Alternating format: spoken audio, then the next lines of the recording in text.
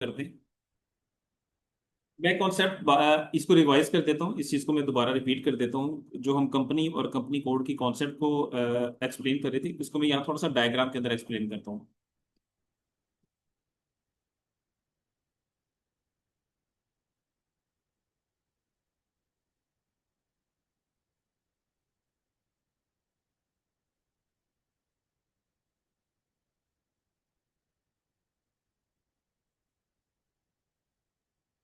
अच्छा सर, हमें रिकॉर्डिंग करने की जरूरत तो नहीं है? रिकॉर्डिंग आपकी तरफ जी से जी, ही हमें मिल रिकॉर्डिंग हो रही जाएगी? है। रिकॉर्डिंग हो रही है, आपको जरूरत नहीं है। रिकॉर्डिंग होने के बाद ये आप लोगों के साथ व्हाट्सएप ग्रुप में शेयर हो जाया करेगी। मैं डेली बेसिस पे क्लास के बाद शेयर किया करूँगा।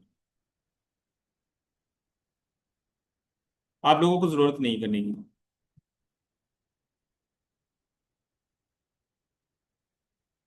ये मैं एक डायग्राम बना रहा हूँ, इससे आप लोगों को इजीली समझ आ जाएगी कि हमारा कंपनी का और कंपनी कोड का क्या कॉन्सेप्ट है।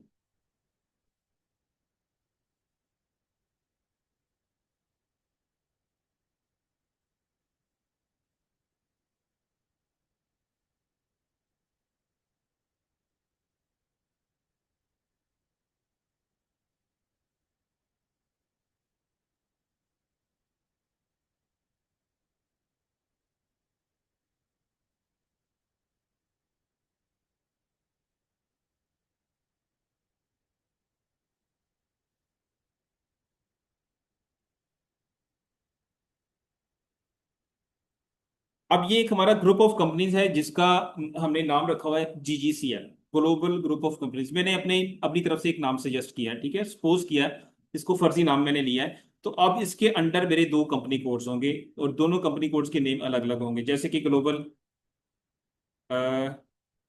बेवरेज,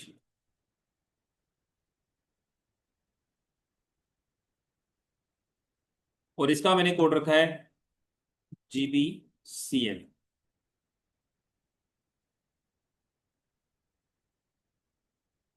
इसी तरह एक मेरा बिजनेस है केमिकल्स का, ग्लोबल केमिकल्स,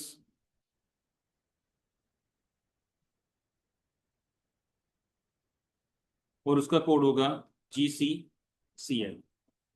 अब ये देखिए, एक मेरी कंपनी है जिसका मैंने कोड मींस के ग्रुप लेवल, मेरा मेरा जो कंपनी है, ग्रुप ऑफ कंपनीज है, उसका कोड है GGCL। उसका GGCL इसलिए है कि उसका मैंने ग्रुप का नाम रखा है ग्लोबल ग्रुप ऑफ कंपनीज। हमारे मेरे बहुत सारी कंपनीज हैं, ग्रुप लेवल पे मैंने उसका नाम रखा है ग्लोबल ग्रुप ऑफ कंपनीज। अब उसके अंडर मेरे दो कंपनी कोड्स हैं, दो अलग अलग बिजनेस हैं। एक बिजनेस है बेवरेज का, मैं कोल्ड ड्रिंक्स का मेरा बिजनेस है, और दूसरा केमिकल्स का बिजनेस है। तो ये दोनों अलग अलग नेचर ऑफ बिजनेस होने की वजह से मुझे दो कंपनी कोड्स बनाने पड़ेंगे। कंपनी कोड जो कंपनी होता है ये अपर लेवल पे डिफाइन होता है, कंपनी कोड जो है ये लोअर लेवल पे डिफाइन होता है। हर कंपनी कोड किसी ना किसी कंपनी के अंडर क्रिएट होता है, ठीक है। कंपनी कभी भी कंपनी कोड के अंडर नहीं आती, कंपनी कोड हमेशा कंपनी के ग्रुप लेवल के नीचे क्रिएट होता है। जैसे कभी भी आपने देखा हो, एक टॉप नोड होती है किसी भी ग्रुप के अंदर, किसी भी कंपनी के अंदर एक टॉप नोड होती है, बाकी सारी चीजें उसके अंडर क्रिएट हो रही होती है। तो ये वो सिनेरियो है। मेरे ख्याल से डायग्राम से आप लोगों को समझ आ गई होगी कॉन्सेप्ट की। अगर अभी भी डाउट है तो मुझे बताएं। नमाज का टाइम बिल्कुल मिलेगा।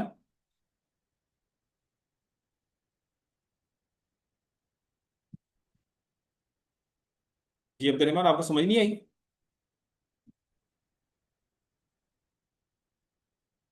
बाकी लोगों को समझ आई? जो मैंने ये डायग्राम बनाई है इसके अंदर क्या कॉन्सेप्ट में समझाना चाह रहा हूँ, इसकी समझ आई है सब लोगों को, बाकी लोगों को?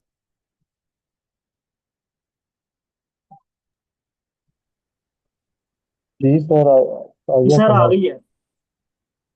ठीक है, आ गई है, ओके। जिसको समझ नहीं आई वो मुझे बताइएगा जरा।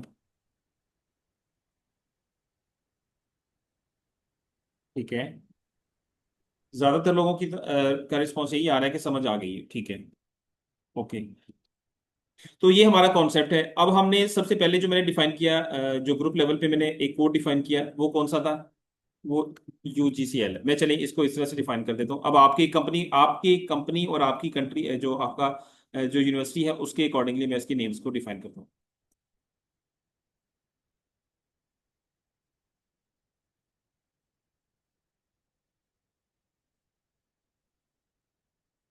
और इसका मैंने कोड क्या रखा है? UOLG। ठीक है, और इसके अंडर मेरा बिजनेस है एक यूनिवर्सिटी ऑफ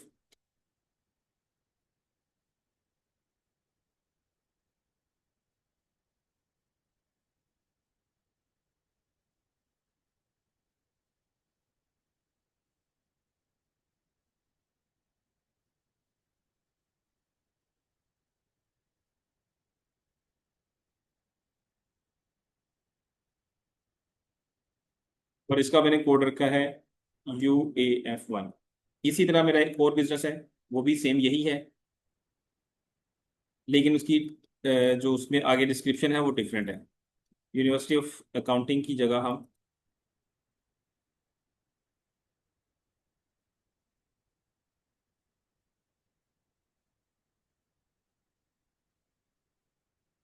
ये हमने रख लिया, और इसका कोड हमने रख दिया UAF2। ठीक है, अब ये और ज्यादा क्लियर हो गया आप लोगों के यूनिवर्सिटी के पॉइंट ऑफ व्यू से। मैंने इसको एक्सप्लेन कर दिया, ये और ज्यादा क्लियर हो गया।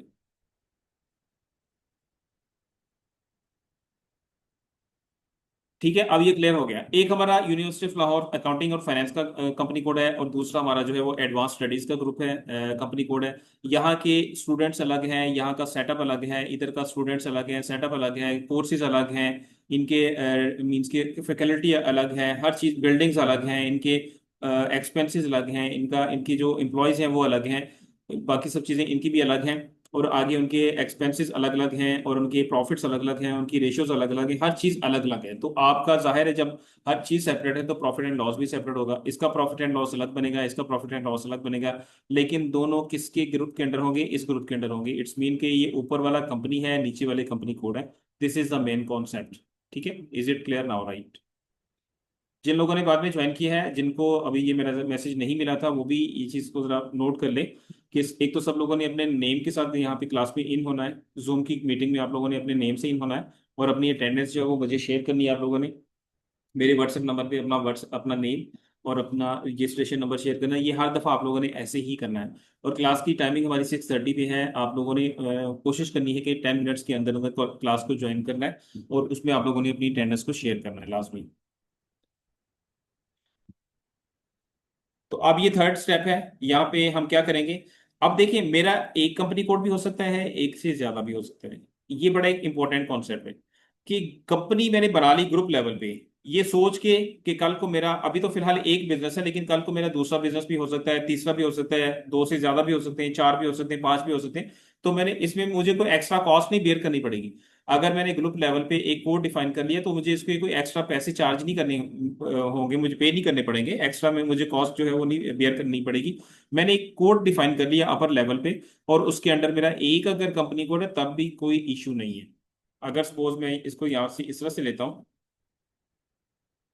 ये मेरा नहीं है, ये मेरा एक ही कंपनी कोड है, तब भी कोई इशू नहीं है। सिस्टम इस तरह भी हमें अलाउ करता है। 1-to-1 रिलेशन है या 1-to-2 रिलेशन है, एक कंपनी ग्रुप के अंदर दो कंपनी कोड्स हैं तब भी ठीक है, एक ग्रुप के अंदर आपका एक कंपनी कोड है तब भी ठीक है, दोनों तरह सही है। इसमें क्या होगा, आप 1-to-1 असाइन कर देंगे, इसमें 1-to-2 असाइन कर देंगे, सिर्फ ये डिफरेंस है। एक कंपनी के अंदर दो कंपनी कोड असाइन हो जाएंगे, और दूसरी तरफ क्या है, एक कंपनी कोड के अंदर एक ही कंपनी कोड असाइन होगा।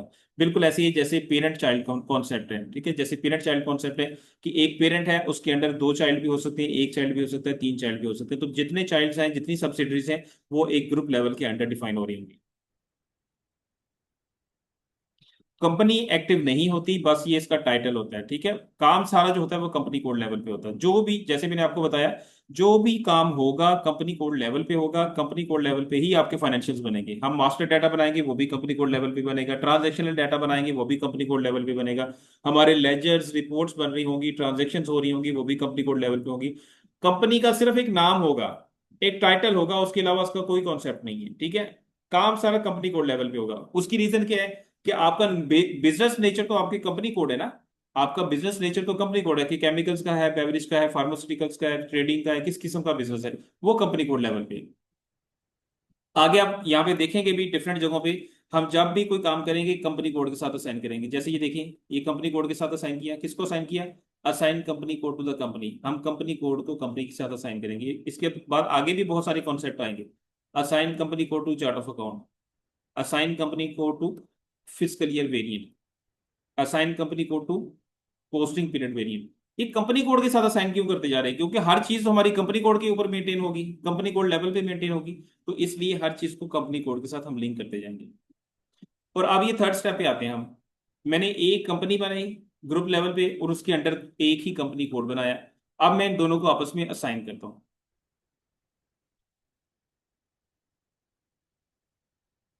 जितनी मर्जी डिफाइन कर ले, जितने आपके बिजनेस नेचर है, जितना आपका group company nature of businesses को बेयर कर सकता है।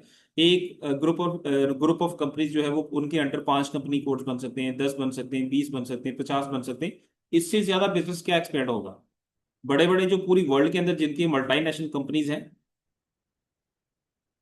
कॉस्ट सेंटर तो अनलिमिटेड है ना। कॉस्ट सेंटर तो एक कॉन्सेप्ट ही अलग है यार। कॉस्ट सेंटर का ताल्लुक तो कंपनी कोड से के लेवल पे है ही नहीं। कॉस्ट सेंटर और कंपनी कोड का आपस में कॉम्बिनेशन ही कोई नहीं बनता। कंपनी कोड के अंडर 1,000 कॉस्ट सेंटर हो सकते हैं, ठीक है, लेकिन एक कॉस्ट सेंटर के अंडर कंपनी कोड नहीं हो सकता। कॉस्ट सेंटर के अंडर कंपनी कोड नहीं होता, कॉस्ट सेंटर के पैरेलल में कंपनी कोड नहीं होता, लेकिन एक कंपनी कोड के अंदर 500 कॉस्ट सेंटर हो सकते हैं, 10 कॉस्ट सेंटर हो सकते हैं, 100 कॉस्ट सेंटर हो सकते हैं। ये कॉन्सेप्ट डिफरेंट है। कॉस्ट सेंटर का कॉन्सेप्ट और है, कंपनी कोड का कॉन्सेप्ट और है। ठीक है, तो अभी मैं थर्ड स्टेप करूंगा जहां पे अपने कंपनी कोड को कंपनी के साथ असाइन करूंगा। OX16।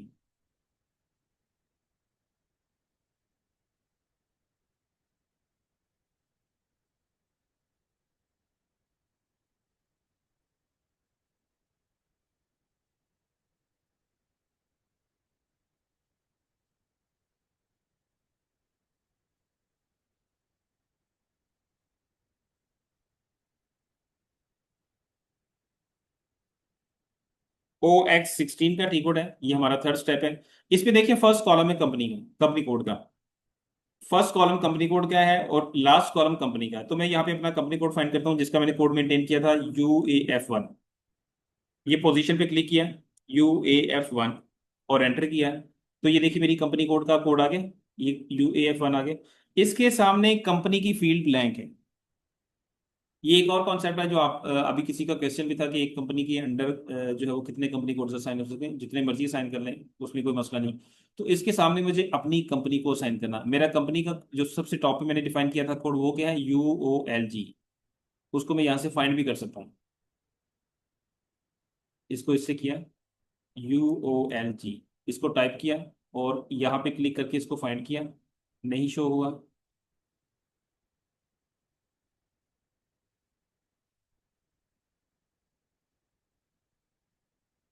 सम टाइम इनिशियल में जब आप डिफाइन करते हैं तो यहाँ पे शो नहीं होता। हम इसको टाइप करेंगे UOLG। जैसे ही मैंने टाइप किया, नीचे से सिस्टम ने मुझे दिखा दिया यूनिवर्सिटी ऑफ लाहौर ग्रुप। इसको क्लिक किया और ऐप सेव कर दिया। ये डाटा सेव हो गया, ये थर्ड स्टेप सेव हो गया।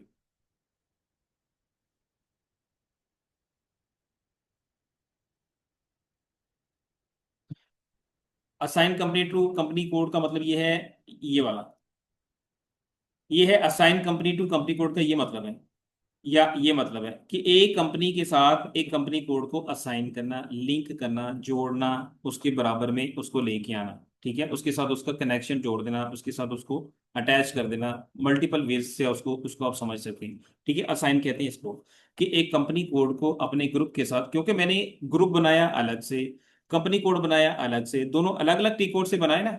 एक को मैंने OX15 के टी कोड से बनाया, दूसरी को OX से बनाया, अलग अलग स्क्रीन के ऊपर मैंने दो चीजें बनाई।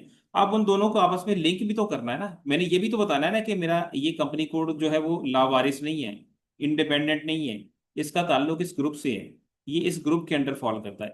ये इसका जो पेरेंट है वो ये वाला है। ये चाइल्ड अकेला नहीं है, इसके ऊपर ये इसका पेरेंट बैठा हुआ है। ठीक है, तो ये बेसिकली असाइनमेंट का मतलब ये होता है। Got it? ठीक है। Yes sir.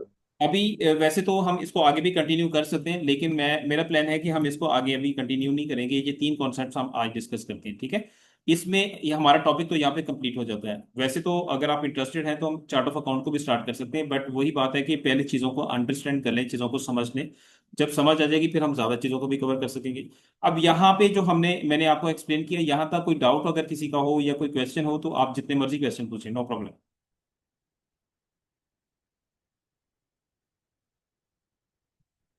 ठीक है। नमाज भी बिल्कुल जिन लोगों ने पढ़नी है वो पढ़े। मैं भी अभी थोड़ी देर में मैंने भी नमाज पढ़नी है, अजान तो हो गई है। बट ये कि कोई क्वेश्चन आप लोगों को पूछना है तो क्वेश्चन आप लोग पूछें।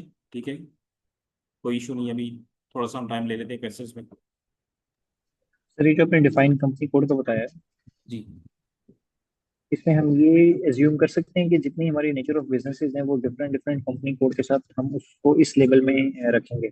एग्जैक्टली। हमारी जितनी और जो असाइन कम जितने हमारे नेचर ऑफ बिजनेस हैं उतने ही हमारे कंपनी कोड होंगे। ऐसा नहीं होगा कि हमारे नेचर ऑफ बिजनेस 3 है और हम 2 कंपनी कोड बना लेंगे, पॉसिबल ही नहीं है। या ऐसा नहीं होगा कि हमारे नेचर ऑफ बिजनेस 2 है, हम कंपनी कोड 3 बना लेंगे, ये भी पॉसिबल नहीं। ठीक है। और ये सर जो असाइन कंपनी कोड, इसमें जितने भी जो ग्रुप्स हैं हमारे, डिफरेंट डिफरेंट ग्रुप ऑपरेट कर रहे हैं, उसको जो मेन हेड है उन सबके साथ सबको मेन हेड के एग्जैक्टली। साथ अलाइन करना होगा। एग्जैक्टली। जैसे कि अब मेरा ये कंपनी कोड है जो मेरा मींस के एजुकेशन का है, ठीक है, साइंस एंड इसका अकाउंटिंग और फाइनेंस का मेरा कंपनी कोड है। इसी तरह अगर ये दूसरा मेरा ग्रुप होता, वैसे तो ये किसी और का है, लेकिन सपोज करता हूँ कि मेरा, अगर मैंने दूसरा कंपनी कोड बनाया होता, ठीक है, वो मुझे यहाँ पे, चले मैं अभी एक मिनट में दूसरा कंपनी कोड बन जाएगा, उसमें कोई मसला नहीं, मैं अभी वो भी आपको बना देता हूँ। OX15 से मैं एक कंपनी कोड और बनाता हूँ और उसका कोड में रख लेता हूँ UAF2।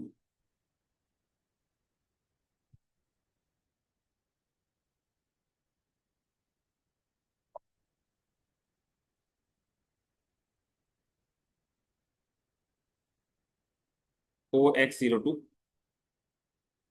न्यू एंट्री में UAF2।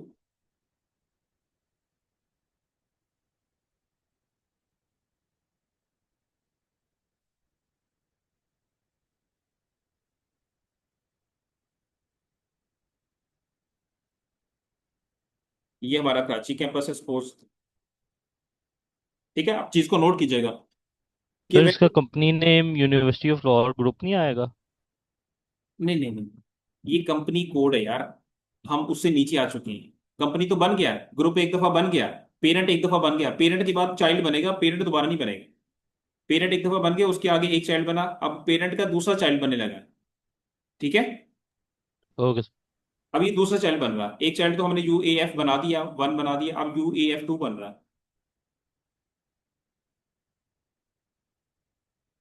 अब ये यूनिवर्सिटी दूसरा जो मेरा मैं कंपनी कोड बना रहा,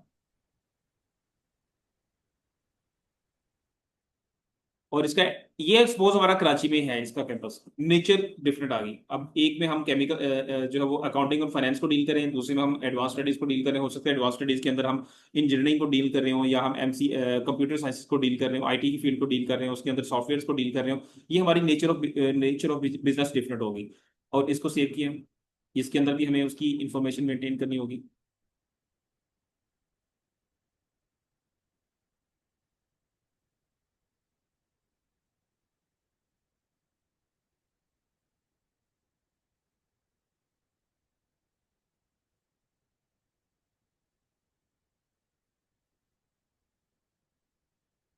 ये कराची का एड्रेस आ गया, एंटर किया, सेव। ठीक है। अब मैंने 2 नेचर ऑफ बिजनेस बना लिए, 2 मेरे कैंपस कैंपस बन गए, एक कराची में बन गया, एक लाहौर में बन गया। अब उन दोनों को मैं अटैच करूंगा अपने पेरेंट के साथ, एक कंपनी के साथ जो मैंने ग्रुप लेवल पे डिफाइन किए। OX16 के टी ग्रुप में आएंगे, OX16 में। अब यहाँ पे फाइंड करें UAF1, तो साथ ही देखिएगा UAF2 भी आ रहा होगा, आगे दोनों, लाहौर का भी आ गया, कराची का भी आ गया। एक UAF1 है, दूसरा UAF2 है, तो दोनों के सामने पेरेंट एक ही लगेगा। मीन्स के दोनों का, जैसे मैं बड़ी एक सिंपल एग्जांपल में आपको समझाता हूँ, इससे बड़ी इजीली समझ आ जाएगी। एक, ये फादर है, दोनों का फादर एक ही है, और एक बेटा ये वाला, दूसरा बेटा ये वाला, एक कराची में रहता है, एक लाहौर में रहता है। दोनों का वालिद, दोनों का बाप एक ही है, दोनों का फादर एक ही है। इट्स मीन के दोनों की, जहाँ पे पेरेंट्स फादर का की फील्ड आएगी, वहां पे दोनों में उनके फादर का नाम आएगा। बेटा एक अलग है, वो चाहे लाहौर में रहता है, दूसरा बेटा अलग है, वो कराची में रहता है, लेकिन दोनों का फादर तो एक है ना, तो फादर की फील्ड में पेरेंट का नाम आ गया। ठीक है, दिस इज द कॉन्सेप्ट। इसी तरह अगर एक बाप के 3 बेटे होंगे, 4 होंगे, तो उन चारों बेटों के सामने एक ही नाम आ रहा होगा, उसके उनके फादर का। सेम कॉन्सेप्ट है कि जब एक कंपनी के अंडर, ग्रुप के अंडर आपके 3 नेचर ऑफ बिजनेसेस होंगे, 4 बे नेचर ऑफ बिजनेसेस होंगे, 2 होंगे, एक होगा, जिसका एक बेटा उसके सामने एक ही आएगा। अगर सपोज ये मैं नहीं रखता, सिर्फ एक ही बेटा था, तो एक बेटे के सामने बाप का नाम आना था। अब 2 बेटे हैं, तो 2 बेटों के सामने बाप का नाम आ गया। इसी तरह अगर तीसरा नेचर ऑफ बिजनेस होता तो उसके सामने भी उसका नाम आ जाता। तो this is the main concept. अब तो मेरे ख्याल से समझ आ गया। फर्दर सर अगर हम कंपनी एक कोड ही की सिटी में, सब्सिडरी नहीं होगी, कंपनी कोड के आगे हमारे डिपार्टमेंट्स हो सकते हैं। जैसे हमारे फाइनेंस डिपार्टमेंट है, प्रोडक्शन डिपार्टमेंट है, सेल्स डिपार्टमेंट है, सप्लाई चेन डिपार्टमेंट है, एचआर डिपार्टमेंट है, और उसके अलावा पीपी डिपार्टमेंट है प्रोडक्शन का, या एचसीएम का डिपार्टमेंट है। ये सब डिपार्टमेंट कंपनी कोड के अंडर होंगे, कंपनी कोड की सब्सिडरी और कोई नहीं होगा। ठीक है, क्योंकि कंपनी कोड रिस्पॉन्सिबल है, लीगल एंटिटी है। कंपनी कोड आपकी एक लीगल एंटिटी है, कंपनी कोड एक रिस्पॉन्सिबल एंटिटी है। आपके जो फाइनेंशियल्स मेंटेन होंगे, आपसे जो पूछा जाएगा वो कंपनी कोड के बारे में पूछा जाएगा, आपके कॉस्ट सेंटर के बारे में नहीं पूछा जाएगा, आपके डिपार्टमेंट के बारे में नहीं पूछा जाएगा कि फाइनेंस के ऊपर खर्चे क्यों ज्यादा हो रहे हैं। आपके प्रॉफिट, कंपनी कोड के बारे में आपका ऑडिट होगा। आपका जो ऑडिट होगा, आपकी जो एफबीआर की जो रिक्वायरमेंट्स निकलेंगी, जो टैक्स की रिक्वायरमेंट्स निकलेंगी, वो कंपनी कोड लेवल पे निकलेंगी, कंपनी कोड से नीचे लेवल पे नहीं निकलेंगी। ठीक हो गया। अब ये दो कंपनी कोड हमारे बन गए और दोनों के सामने हमारा एक ही कंपनी असाइन हो गया। तो this is the final step for today's lecture. ठीक है, अब यहाँ पे कोई क्वेश्चन आप लोगों को पूछना हो तो आप चाहे जितने मर्जी क्वेश्चन पूछें, मैं अवेलेबल हूँ। अच्छा सर, सर ये जो सैप है ये हमारा ऑनलाइन ही चलता, आप आई थिंक ऑफलाइन यूज कर रहे हैं। नहीं नहीं, ऑनलाइन। अभी मैं अपना नेट ऑफ करता हूँ और आप देखिएगा, ये अभी डिस्कनेक्ट हो जाएगा आपके सामने। अभी मैं नेट ऑफ करने लगा और आप लोगों की शायद मेरी आवाज़ भी आप लोगों को ना आए।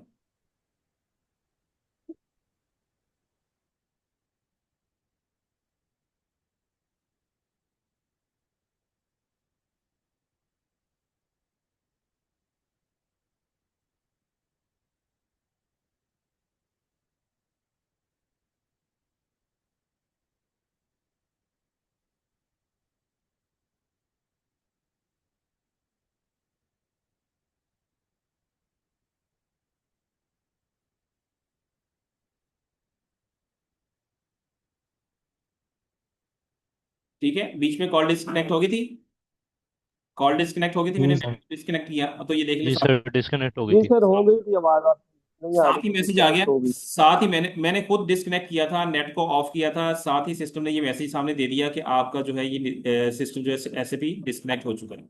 अब हमारा एसएपी ऑफ हो गया। तो एसएपी जो है वो आपके इंटरनेट कनेक्शन होगा तो ही चलेगा, इंटरनेट के बगैर नहीं चलेगा। ये ऑनलाइन, ऑनलाइन से मुराद ये नहीं कि हम पोर्टल पे काम कर रहे हैं, ऑनलाइन से मुराद ये कि इसको नेट से कनेक्ट करेंगे, ये नेट चल रहा होगा तो ये चलेगा।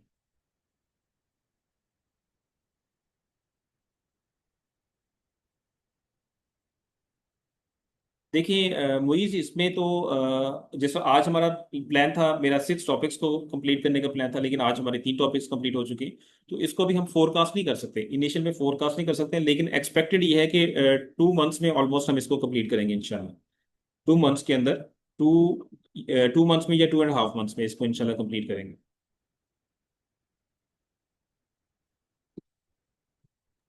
अच्छा सर, जब हमने ये कंपनी को डिफाइन करना है, कंपनी डिफाइन करने के लिए इसके लिए भी अलग से कोड क्रिएट करना पड़ता है। पहले एक कंपनी जो मेन ग्रुप है, जो पेरेंट है, पेरेंट का भी कोड होता है, फिर उसके अंडर चाइल्ड के कोड बनते हैं। जी जी बिल्कुल ऐसे ही, पेरेंट का जो है वो भी एक कोड बनता है, और जो चाइल्ड है वो भी कोड बनते हैं। 3 तरह के कोड बनते हैं। कोड जो है वो 3 तरह के बनते हैं, चाहे वो पेरेंट का है या चाइल्ड का, 3 तरह के कोड होते हैं।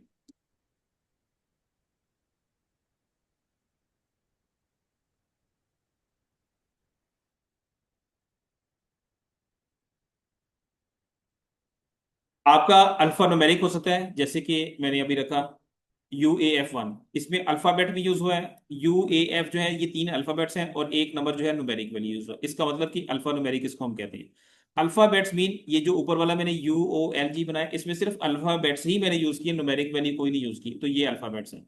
अगर मेरा कोई कंपनी कोड होता है 1200, सपोज मेरे को प्लांट है, 3-4 प्लांट है, और हर प्लांट का नंबर मैंने रख दिया, एक का 1200 रख दिया, एक का 1400 रख दिया, एक का 2000 रख दिया, तो वो भी मेरे कंपनी कोड होंगे, बट वो न्यूमेरिक वैल्यूज में होंगे। तो ये रिक्वायरमेंट होती है क्लाइंट की। क्लाइंट अगर डिजिट्स में रखना चाहे, न्यूमेरिक वैल्यूज में रखना चाहे, न्यूमेरिक में रख सकता है, और अल्फाबेट्स में रखना चाहे अल्फाबेट्स में रख सकता है, और अगर ओनली अल्फाबेट्स में रखना चाहे तो वो भी रख सकता है। ये इसकी ऐप डाउनलोड करेंगे हुसैन, इसकी ऐप डाउनलोड करेंगे, आप लोगों को नेक्स्ट वीक में इंशाल्लाह आप लोगों को पूरा एक ग्रुप के अंदर एक लिंक शेयर किया जाएगा और एक वीडियो शेयर की जाएगी, जिसको आप यूज करते हुए आप उसको डाउनलोड करेंगे। और ये सिस्टम के अंदर आप इसको इस तरह से देखेंगे, ये यहाँ पे एक एसएपी का एक लॉगन आ रहा है। ठीक है, ये आप एसएपी का एक आइकन देख रहे हैं। आप लोग जब इंस्टॉल कर लेंगे एसएपी को, तो इस तरह से आइकन आप लोगों के लैपटॉप पे शो होगा, फिर आप उसके थ्रू लॉगिन करेंगे। जब उसको क्लिक करेंगे तो ये इस तरह से स्क्रीन आ जाएगी, जिस तरह मैं अभी लॉगिन कर रहा था, आप लोग भी फिर इस तरह से ही लॉगिन करेंगे। ये पूरा प्रोसेस आपको गाइड किया जाएगा, पूरा प्रोसेस आप लोगों को गाइड किया जाएगा।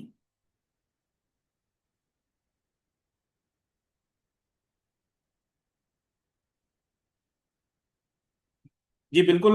फाइनेंशियल जो आप कंपनी लेवल पे देख सकते हैं, लेकिन उसकी कस्टम की रिपोर्ट्स होती हैं। कस्टम की रिपोर्ट उसको कहते हैं जो हम स्टैंडर्ड से हट के अपनी मर्जी से अपनी रिक्वायरमेंट के मुताबिक बनाते हैं। उसके टी कोड स्टैंडर्ड के अंदर अवेलेबल नहीं होते, उसके टी कोड हम कस्टम के खुद बनाते हैं। और वो टी कोड स्टार्ट होते हैं जी से, जेड से।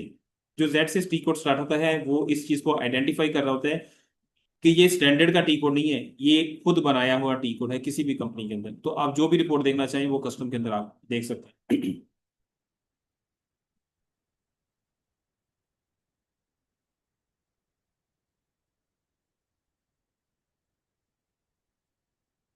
क्लास जो है वीक में 2 दफा होगी। क्लास वीक में 2 दफा होगी।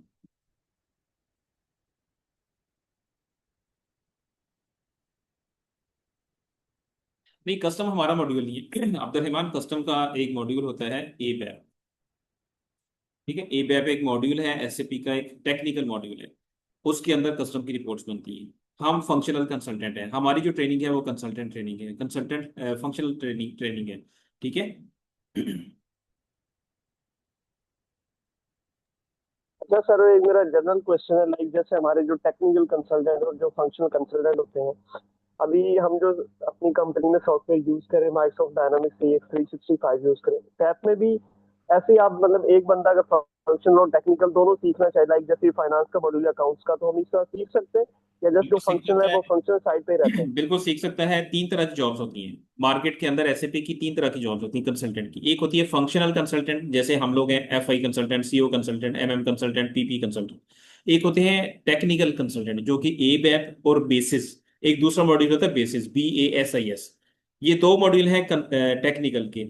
ये टेक्निकल कंसल्टेंट इसके कंसल्टेंट होते हैं, और और इसकी टेक्निकल की जॉब होती है। लेकिन तीसरी तरह के जॉब जॉब होती है टेक्नो कंसल्टेंट, जो फंक्शनल भी होते हैं, और सॉरी, टेक्नो फंक्शनल, जो फंक्शनल भी होते हैं और टेक्निकल भी होते हैं। ठीक है, जिन्होंने दोनों मॉड्यूल्स के ऊपर काम की होती है। लेकिन ऐसी जॉब्स भी बहुत कम आती हैं और ऐसे कंसल्टेंट भी बहुत कम होते हैं। उसकी रीजन क्या है कि आप अगर फंक्शनल को करना चाहें तो फंक्शनली आपसे पूरा नहीं होता। इसी तरह अगर टेक्निकल के ऊपर आप काम को सीखना चाहें या करना चाहें तो टेक्निकली पूरा नहीं होता। तो जो बंदा दोनों के ऊपर काम करता है वो बेचारा फंस जाता है। मैंने अपनी लाइफ में सिर्फ एक ही यूजर ऐसा देखा था, एक ही कंसल्टेंट देखा था टेक्नो फंक्शनल।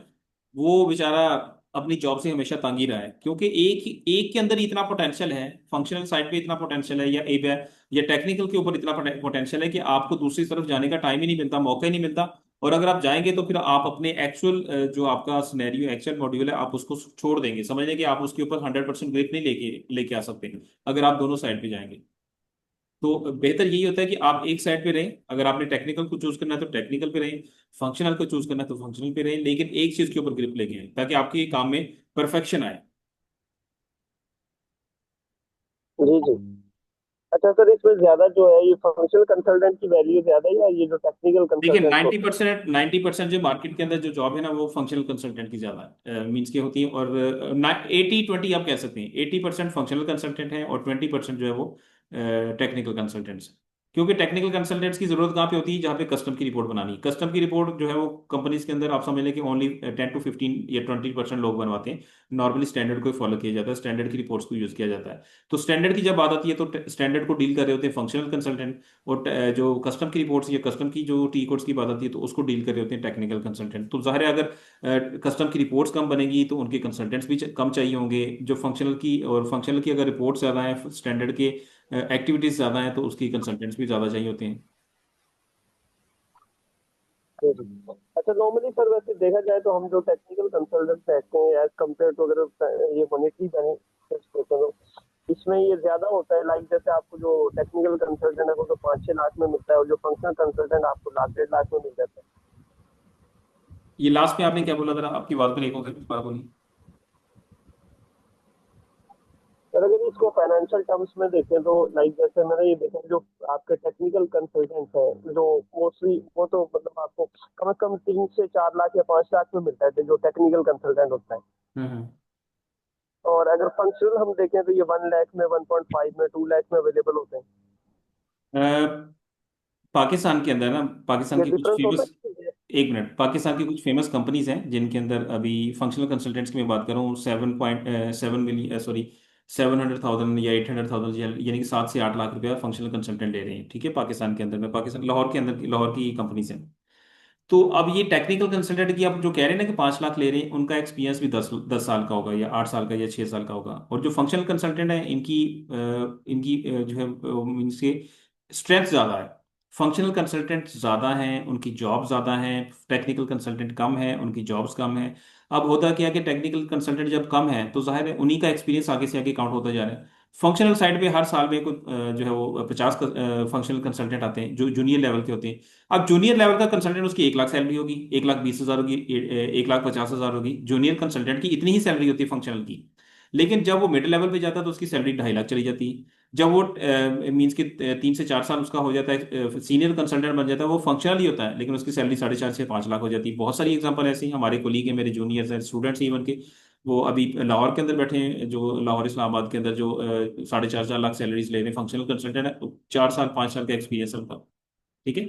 तो ये जो आप 1 लाख की बात करें, बिल्कुल है, ऐसा होता है फंक्शनल कंसल्टेंट में, लेकिन वो जूनियर लेवल के होते हैं, उनका एक्सपीरियंस इतना ज्यादा नहीं होता।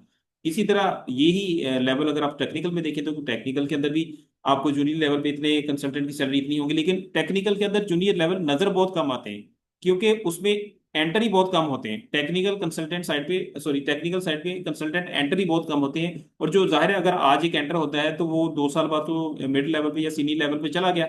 अब उससे पिछले 2 साल में हो सकता है एक या दो कंसल्टेंट ही और एंटर हुए हैं, लेकिन फंक्शनल साइड पे 50 कंसल्टेंट एंटर हो गए। ठीक है, जो इनिशियल लेवल पे। तो इसलिए मार्केट के अंदर कंपैरिजन जब आप करते हैं तो इस वजह से आपको लगता है कि शायद फंक्शनल की सैलरीज कम है। ऐसी बात नहीं होती।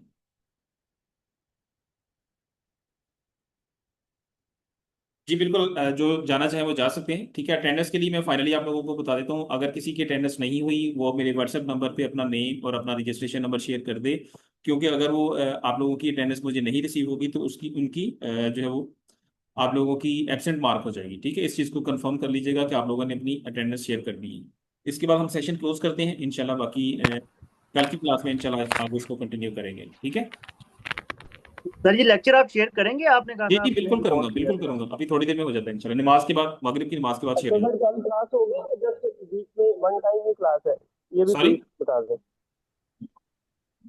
ये कल भी क्लास होगी या बस वीक में एक ही नहीं क्लास नहीं, है? सैटरडे संडे 2 दिन क्लास हुआ करेगी, सैटरडे संडे 2 दिन क्लास हुआ करेगी और 6:30 पे हमारी क्लास स्टार्ट होगी। कल भी इंशाल्लाह 6:30 पे सेशन स्टार्ट होगा। ठीक है, कल भी आप लोग टाइम पे ज्वाइन कीजिएगा। Okay okay, thank you very much, Allah Hafiz. Okay sir.